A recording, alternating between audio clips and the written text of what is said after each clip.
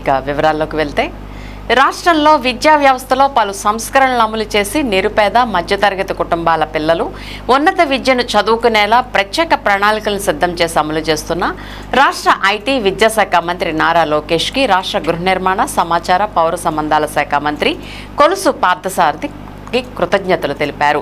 నూజివీడు మండలం గొల్లపల్లి గ్రామం శుక్రవారం శ్రీ అన్నే రామకృష్ణయ్య జిల్లా పరిషత్ ఉన్నత పాఠశాలలో తల్లికి వందనం మెగా పేరెంట్స్ టీచర్స్ మీట్ 4.0 కార్యక్రమంలో రాష్ట్ర గృహ నిర్మాణ సమాచార పౌర సంబంధాల శాఖ మంత్రి కొలుసు పార్థసారథి లాంఛనంగా ప్రారంభించి ముఖ్య అతిథిగా పాల్గొన్నారు.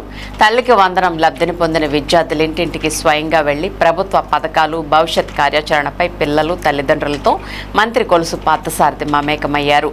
ఈ సందర్భంగా ఆయన మాట్లాడుతూ రాష్ట్రాల్లో రెండవ ఏడాది 67.47 లక్షల మంది తల్లుల ఖాతాల్లో 10,120.78 కోట్లు జమ కూటమి ప్రభుత్వం మరో చారిత్రాత్మక నిర్ణయమని అన్నారు.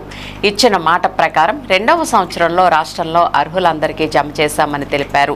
ఎక్కడైనా 1 లేదా 2 జమ కాకపోతే సచివాలయాల్లో గాని మండల కార్యాలయంలో గాని సంప్రదించాలని వెంటనే జమ చేస్తామని అన్నారు.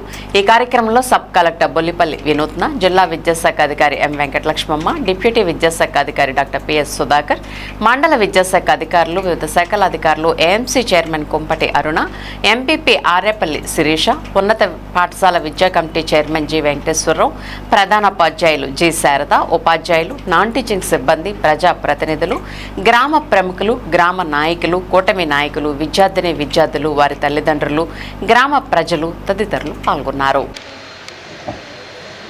విద్యారంగంలో వినూత్నమైన ఆలోచనతో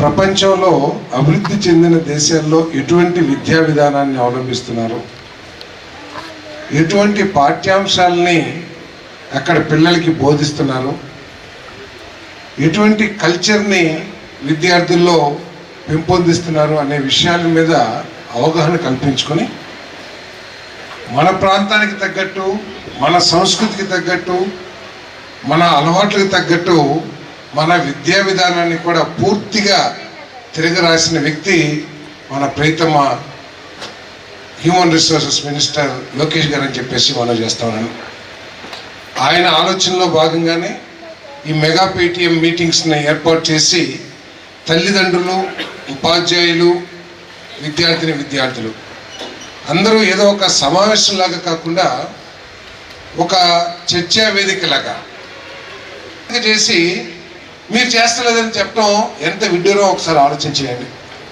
మన పేపర్లో చూస్తూ ఉన్నాం 80 లక్షల మంది పిల్లలు ఉన్నారు, మీరు 67 లక్షల మందికే ఇస్తున్నారని చెప్పేసి. అయ్యా, దీంట్లో అర్హత అనర్హత అని చెప్పేసి ఆ ప్రభుత్వంలోనే పెట్టిన విషయాన్ని మర్చిపోతే కేవలం బురదలటమే ఒక కార్యక్రమంగా పెట్టుకుని మాట్లాడటం కరెక్ట్ కాదని చెప్పేసి మనం చేస్తాను. దీంట్లో అధిక ఆదాయం కలిగిన పిల్లలు ఉంటారు, కుటుంబానికి సంబంధించిన పిల్లలు ఉంటారు, లేదు ప్రభుత్వ ఉద్యోగస్తుల పిల్లలు ఉంటారు.